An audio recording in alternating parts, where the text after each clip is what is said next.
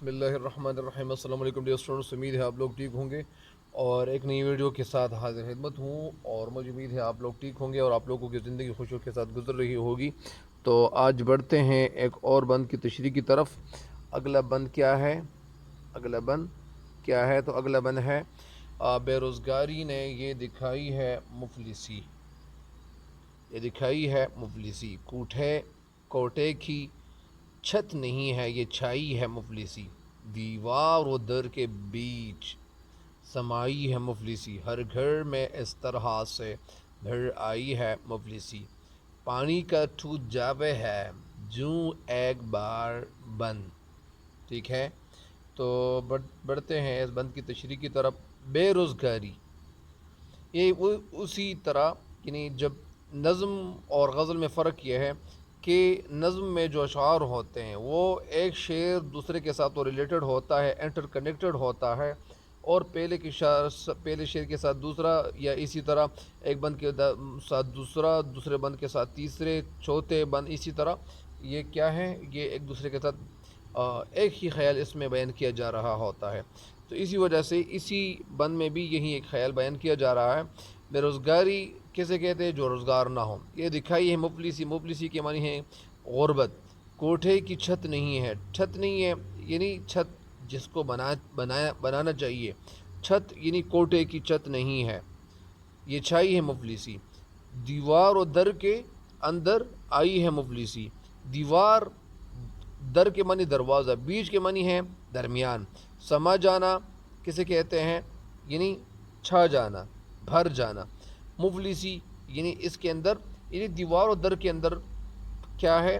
مفلسی وہ آ گئی ہے، ہر گھر میں اس طرح سے بھر آئی ہے مفلسی، اور یہ مفلسی صرف ایک جگہ نہیں ہے بلکہ یہ جگہ جگہ یعنی بلکہ ہر گھر تک، مطلب یہ مفلسی چھائی ہوئی ہے۔ پانی کا ڈر ٹوٹ جاوے ہے، پانی کا ٹوٹ جاوے ہے بند جو ایک بار بند، یعنی جب پانی کا جو بند ہوتا ہے وہ کیا ہوتا ہے؟ جب ایک بار ٹوٹ جائے تو ظاہری بات ہے کہ پھر کیا آتا ہے؟ سیلاب آتا ہے۔ تو اسی وجہ سے یہ جو یہاں سیلاب آیا ہوا ہے، کس چیز کا؟ مفلسی کا نا۔ تو مفلسی کا جو سیلاب آیا ہوا ہے، تو سیلاب سے ظاہری بات ہے کہ کوئی جگہ بچ نہیں دکھائی جاتی، کوئی بھی جگہ نہیں بچتی ہے، تو اسی وجہ سے اس سیلاب سے بھی، اس مفلسی کے سیلاب سے بھی کوئی گھر نہیں بچا تھا۔ تو اس بند کی تشریح آپ لوگوں کے سامنے پیش خدمت ہے اور پیش کرتا ہوں۔ شاعر اس بند میں کہنا کیا چاہتے ہیں؟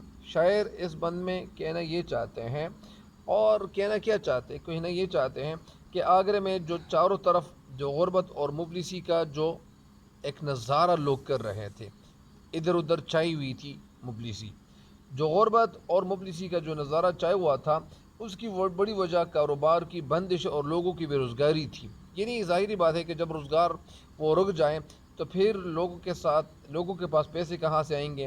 غربت اور تنگ دستی کی وجہ سے لوگوں کی حالت یہاں تک پہنچی تھی کہ ہر گھر میں کمرے کی چھت کی بجائے مفلسی نے اپنی جو جگہ تھی وہ بنائی رکھی تھی، مطلب یعنی کاروبار کی بندش کی وجہ سے ایسا دکھائی دے رہا تھا۔ اس کا ایک مطلب تو یہ بھی ہے کہ اتنے پیسے نہیں تھے کہ لوگ کوٹھے کی چھت کی مرمت کرتے۔ ظاہر بات ہے کہ آج کل تو ہر چیز میں مطلب یعنی وہ ہر چیز اتنی مہنگی ہے، بلکہ وہ مہنگی ہوتی چلی جا رہی ہے، یعنی جس طرح ہم وقت گزارتے چلے جا رہے ہیں ہر چیز مہنگی ہوتی چلی جا رہی ہے۔ تو اسی وجہ سے یعنی لوگوں کے لیے کوئی گھر بنانا یا چھت بنانا کوئی آسان کام نہیں ہوتا ہے، وہ مشکل کام ہوتا ہے، اور اس مشکل کام کے لیے پیسے نہیں ہوتے ہیں، تو جب پیسے نہیں ہوتے تو وہ چھت کی مرمت کہاں سے کرے گا؟ اور اسی وجہ سے اس کا مطلب تو یہ بھی ہے کہ چھت کے لیے کسی کے پاس پیسے نہیں ہیں کہ وہ چھت کی مرمت کرے، اور چھت ڈلوانے کے لیے پیسوں کی ضرورت ہوتی ہے، چنانچہ چھت کی جگہ مفلسی چھائی ہوئی ہے۔ تو یہی اس کا مطلب ہے، یعنی چھت کی جگہ کیا ہے؟ مفلسی چھائی ہوئی ہے۔ تو یہاں تک کہ دیواروں اور دروازوں تک کے درمیان، یعنی دیوار و در کے بیچ سمائی ہے مفلسی، یہاں تک بات ختم نہیں ہوئی، یہاں تک کہ دیوار و دروازوں کے درمیان معمولی سی یعنی خالی جگہ پر بھی غربت اور تنگ دستی نے یعنی ڈھیر ڈال رکھے ہیں، یعنی ہر گھر میں غربت اور مفلسی اس طرح داخل ہو چکی ہے، ہر گھر میں اس طرح سے بھر آئی ہے مفلسی، یعنی ہر گھر میں مفلسی اس طرح داخل ہو چکی ہے جیسے کسی ندی کا لفظ کیا ہے؟ یہ سنسکرت زبان کا لفظ ہے۔ ندی کا لفظ کیا ہے؟ ندی کا لفظ بھی سنسکرت زبان کا لفظ ہے۔ پودے کا لفظ بھی سنسکرت کا زبان کا لفظ ہے۔ تو جیسے کسی ندی یا نہر کا بند ٹوٹتا ہے تو اس کا سارا پانی جتنے بھی ہوتا ہے وہ گھروں میں داخل ہو جاتا ہے۔ تو گویا سیلاب جس طرح تباہی و بربادی لاتا ہے، اسی طرح مفلس اور غربت نے بھی ہر گھر کو یعنی تباہ و برباد کے رکھ دیا ہے۔